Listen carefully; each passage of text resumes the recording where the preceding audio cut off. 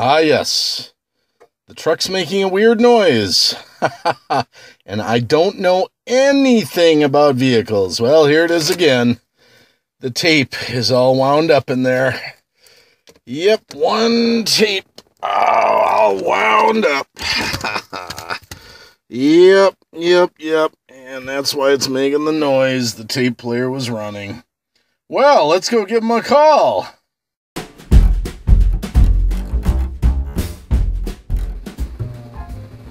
Yeah, Bob? Yeah, hey, it's Dave at Dave's Mechanical. Yeah, right. You left the Durango. Hey, I've got great news. I thought it was going to be the thermo-induced conductor, but it turned out that the modulator was okay. But in actuality, all it turned out to be was the actuator switch.